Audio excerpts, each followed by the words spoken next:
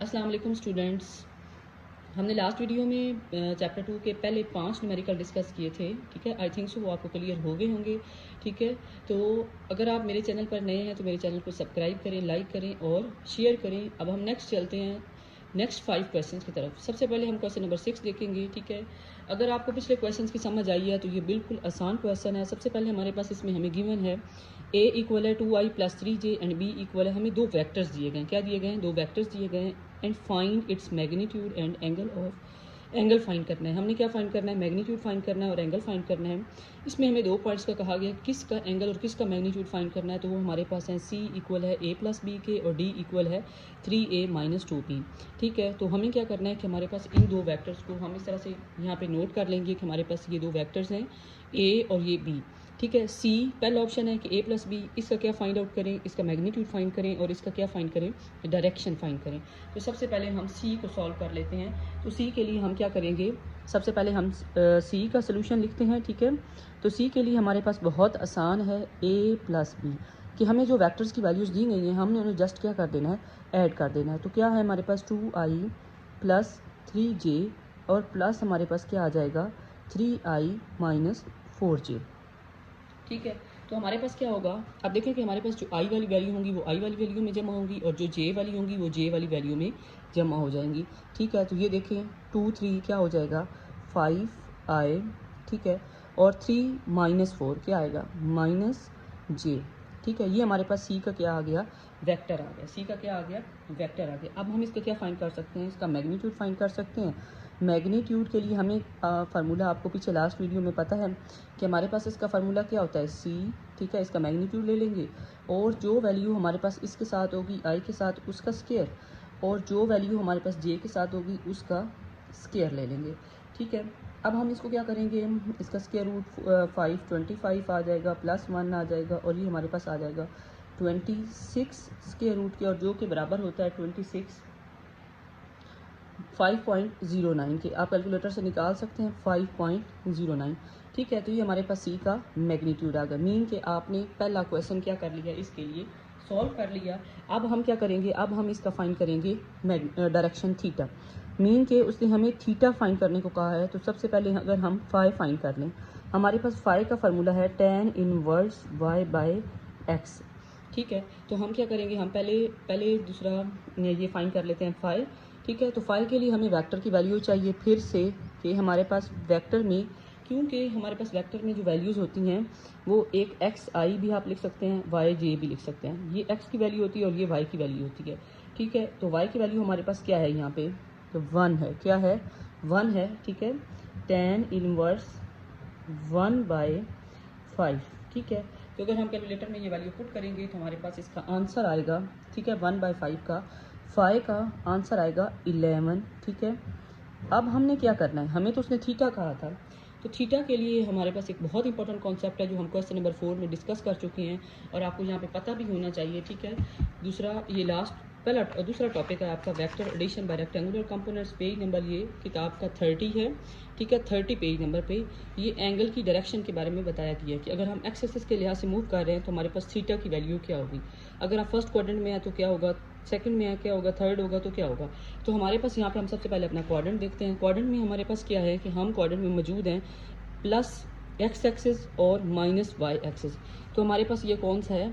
X axis positive है और Y axis क्या है? हमारे पास नेगेटिव है। ये फोर्थ क्वाड्रेंट में, हम कौन से क्वाड्रेंट में हैं? फोर्थ क्वाड्रेंट में है। तो फोर्थ क्वाड्रेंट में थीटा की जो वैल्यू है वो आपको यहाँ पे नजर आ रही होगी क्लियरली। थीटा इक्वल है 360 डिग्री माइनस 5 के।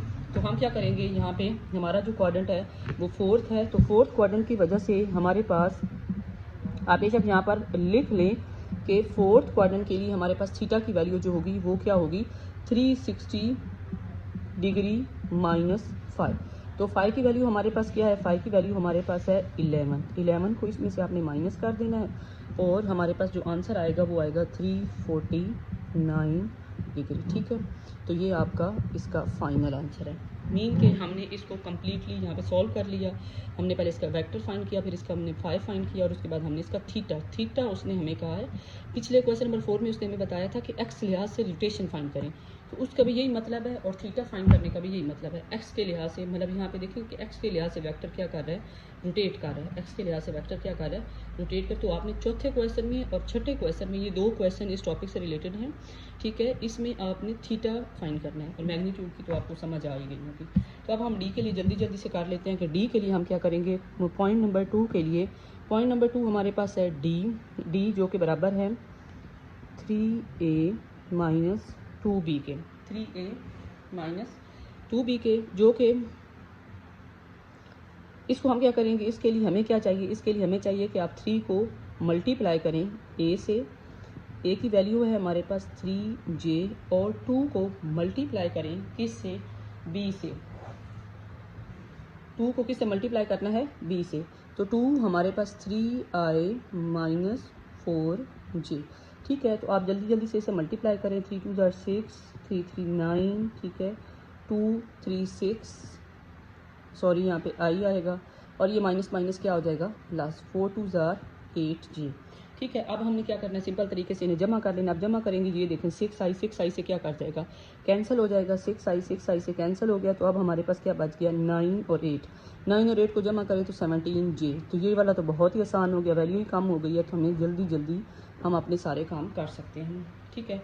अब हम इसका जल्दी से मैग्नीट्यूड फाइंड कर लेते हैं। तो मैग्नीट्यूड के लिए क्या होगा, जो वैल्यू दी गई है उसका बस क्या ले लेना है, ज़्यादा आसान है, क्योंकि आई की तो कोई वैल्यू ही नहीं है, मतलब एक्स की कोई वैल्यू नहीं है, तो उसकी जगह 0i आ जाएगा, ठीक है। अगर आपको यहाँ पे नहीं भी समझ आती तो आप 0i प्लस लिख लें, 0i प्लस लिख लें, ठीक है। तो 0 है उसकी जगह पे और 17 का क्या आ जाएगा, स्क्वायर, इसका स्क्वायर रूट लें। 17 का स्क्वायर हमारे पास है, तो स्क्वायर इससे कट जाएगा तो हमारे पास क्या बच जाएगा, सिर्फ 17। तो ये उससे भी ज़्यादा आसान है। अब ये देखें कि हमारे पास अब हमने ये देखना है थीटा फाइंड करना है। थीटा बहुत आसान है इसके लिए, क्यों आसान है, क्योंकि हमारे पास क्या है कि 5 tan इनवर्स। यहाँ पे एक बहुत इंपॉर्टेंट बात है, वो ये है कि आपने क्या करना है कि phi is equal to Y by X. Y की वैल्यू हमारे पास क्या है 70 और एक्स की क्या है 0।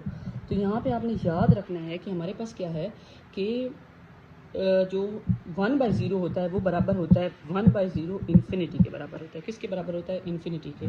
तो आपने क्या करना है कि हमारे पास जब tan इनवर्स क्या होगा इन्फिनिटी, तो वो किसके बराबर आएगा, आपने यहाँ पे एक बात याद रखनी है, ये आएगा 90 के। ये किसके बराबर आएगा 90 के। आप लोगों ने यहाँ पे एक बात याद रखनी है कि सबसे पहले एक इंपॉर्टेंट पॉइंट ये है कि हमारे पास 1/0 कोई भी जितनी मर्जी बड़ी वैल्यू हो जाए, जब उसके नीचे 0 आ जाता है तो हमारे पास क्या होता है, डिनोमिनेटर में 0 होता है, तो वो इन्फिनाइट के बराबर होता है, ठीक है। दूसरे नंबर पे हमारे पास जो tan है ये इन्फिनाइट कब होता है, जब हम 90 का एंगल पुट करते हैं तो उसका आंसर हमारे पास इन्फिनिटी आता है। दूसरे नंबर पे हमारी जो एक और इंपॉर्टेंट चीज़ है जो कि है थीटा। थीटा किसके बराबर है, हम कौन से क्वाड्रेंट में लाई कर रहे हैं। तो यहाँ पे देखें कि हमारे दोनों एक्सिस पॉजिटिव हैं, मतलब 0 भी पॉजिटिव है और y भी पॉजिटिव है। तो यहाँ पे हम इस कंडीशन के अकॉर्डिंग फर्स्ट क्वाड्रेंट में है। किस क्वाड्रेंट में है, ये हमारे पास दोनों पॉजिटिव है, आर एक्स भी पॉजिटिव है और वाई भी पॉजिटिव है। तो हमारे पास हम किस क्वाड्रेंट में लाई कर रहे हैं, फर्स्ट क्वाड्रेंट में। और फर्स्ट क्वाड्रेंट के लिए जो हमारे पास फार्मूला है वो थीटा इक्वल होता है 5 के। तो हमारे पास जो वैल्यू आई है ये ही थीटा की वैल्यू है, ये किसकी वैल्यू है, थीटा की वैल्यू है। तो यहाँ पर हमारा क्वेश्चन नंबर 6 कंप्लीट हो गया है। आई थिंक सो आपको समझ आ गई होगी, ठीक है। अब हम नेक्स्ट चलते हैं क्वेश्चन नंबर 7 की तरफ। क्वेश्चन नंबर 7 जो है वो हम उसकी एक बार रीडिंग कर लेते हैं क्वेश्चन नंबर 7 की। यहाँ पर देखें क्वेश्चन नंबर 7 है, find the angle between the two vectors A and B. हमें दो वेक्टर्स दिए गए और हमें कहा गया कि आप इनके दरमियान क्या करें, एंगल फाइंड करें। तो एंगल यहाँ पर फाइंड करना हमारे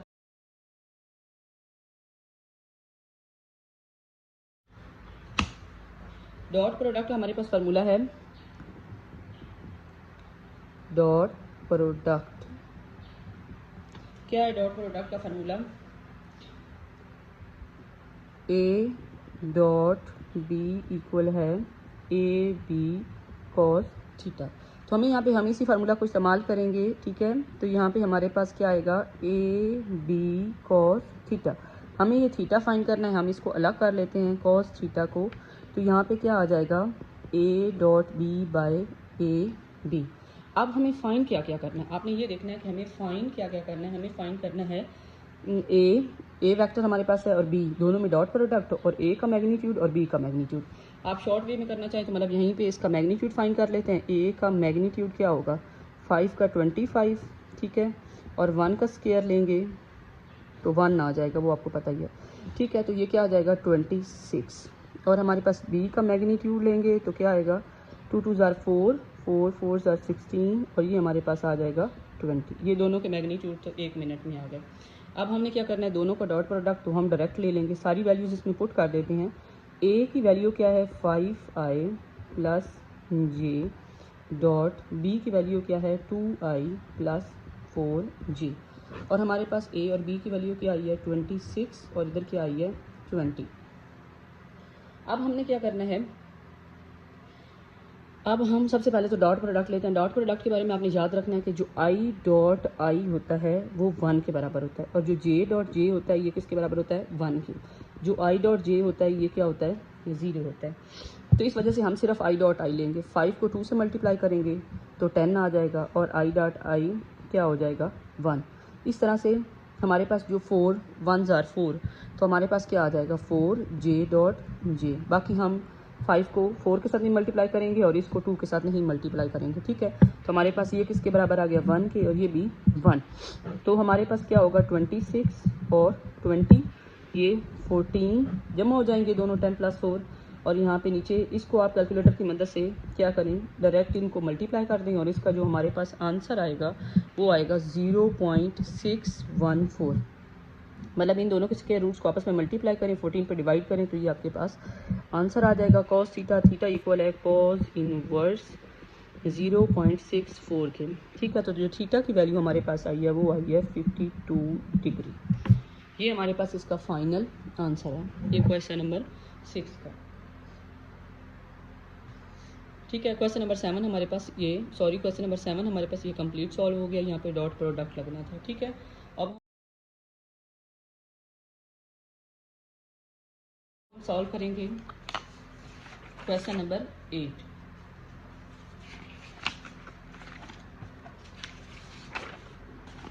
क्वेश्चन नंबर 8 में हमें कहा गया है कि आप फाइंड करें वर्क डन। क्या फाइंड करें, वर्क डन फाइंड करें।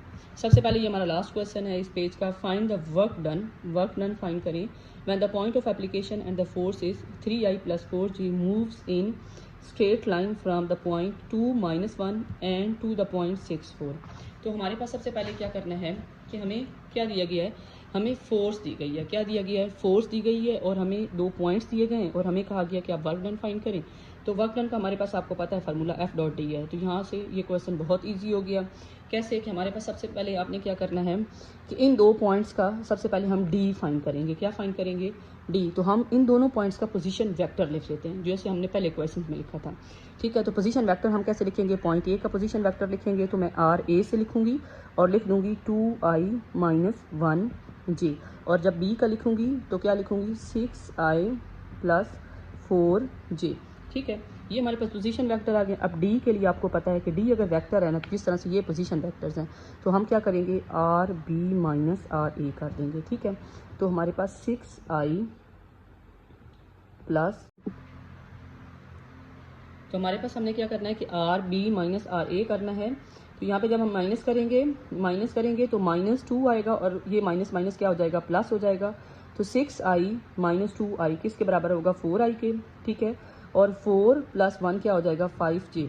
ठीक है, तो ये हमारे पास डी की वैल्यू आ गई। जब डी की वैल्यू आ गई तो हम सिंपल ये वाला फार्मूला अप्लाई करेंगे। ठीक है, वर्क डन का F डॉट डी और हम भला क्या करेंगे फोर्स और इसमें डॉट प्रोडक्ट ले लेंगे। ठीक है, प्लस 2j। ठीक है, डॉट सॉरी आएगा यहाँ पे डॉट डी का के लिए क्या करेंगे 4i + 5j। तो लास्ट क्वेश्चन में हम ये डिस्कस कर चुके हैं। तो यहाँ पे हम डायरेक्ट मल्टीप्लाई कर देंगे 3 को किसके साथ 4 के साथ।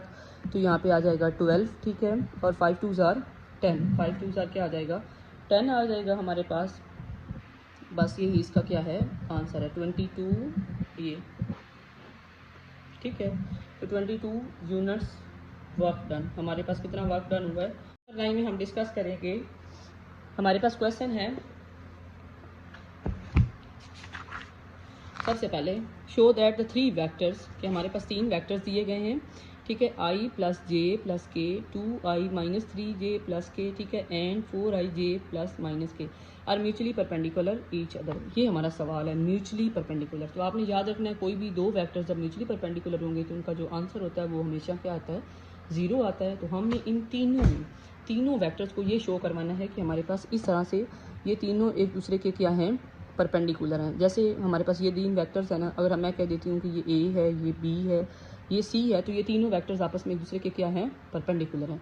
तो यहाँ पे आपने क्या करना है, सबसे पहले हम तीनों वेक्टर्स के वैल्यूज नोट कर लेंगे। उसके बाद प्रूव करना है कि हमारे पास ये वेक्टर्स क्या हैं, म्यूचुअली परपेंडिकुलर हैं। तो हम सबसे पहले ए डॉट बी करके देख लेते हैं, ठीक है।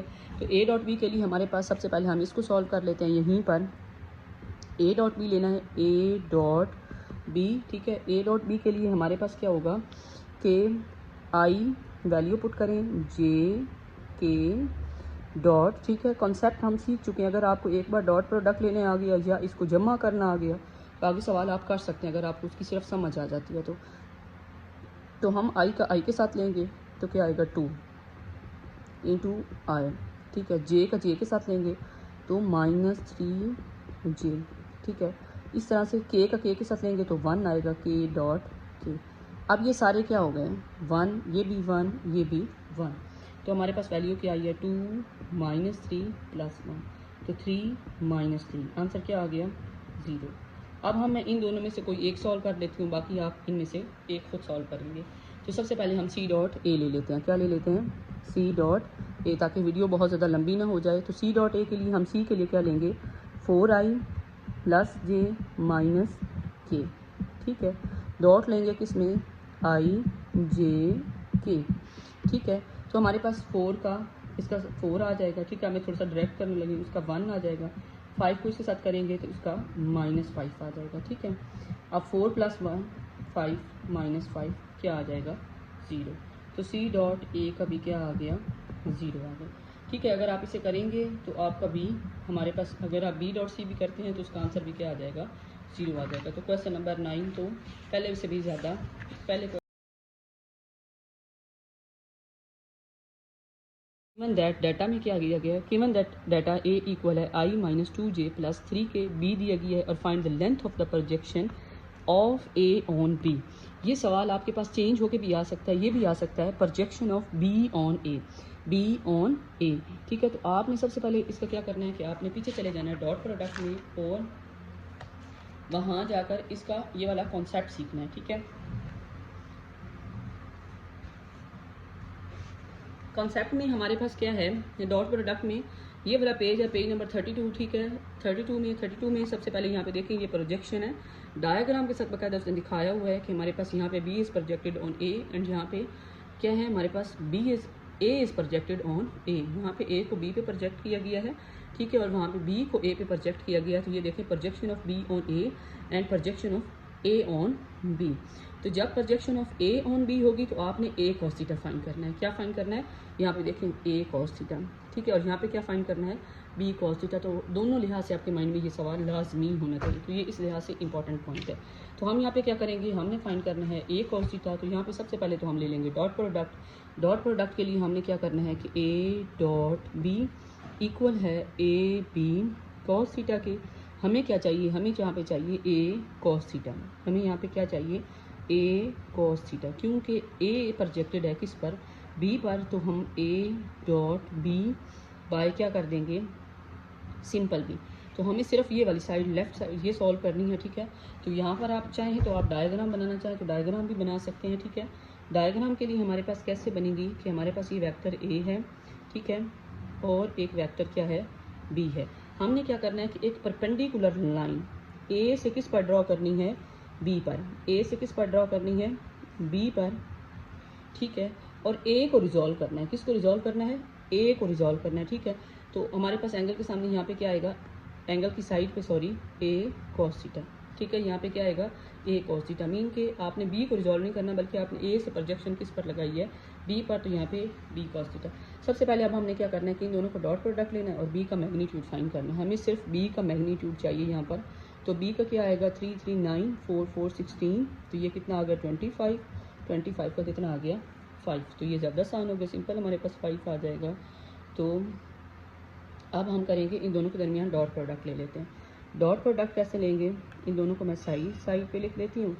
तो A dot B by B, दोनों की वैल्यू पुट कर देती हूँ, आई 2j 3k, ठीक है, इन दोनों में डॉट प्रोडक्ट लेंगे 3i माइनस 4k।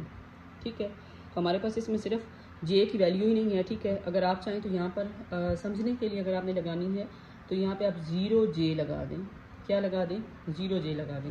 ठीक है, तो i का i के साथ लेंगे 3 आ जाएगा, j का j के साथ लेंगे तो 0 हो जाएगा, और k का k के साथ लेंगे तो -12k डॉट k। इस तरीके से यहाँ पे भी i डॉट i आ जाएगा। यहाँ पे j डॉट j है ही कोई नहीं है, 0 है तो उसकी जगह 0 हो जाएगा। तो यहाँ पे हमारे पास 3 माइनस 12 आ जाएगा और इसका आंसर आएगा -9। क्या आएगा? -9। हमने डॉट प्रोडक्ट ले लिया और इसके नीचे हमारे पास आएगा 5, इसके नीचे भी 5, इसके नीचे भी 5। तो हमारे पास जो आंसर आया वो आया है 9/5a cos थीटा। तो हमारे पास यहाँ पे क्वेश्चन नंबर 10 भी क्या हो गया? कंप्लीट हो गया। क्वेश्चन नंबर 10 में अगर किसी को समझ नहीं आई हो तो वो पूछ सकता है, और ये क्वेश्चन इंपॉर्टेंट है।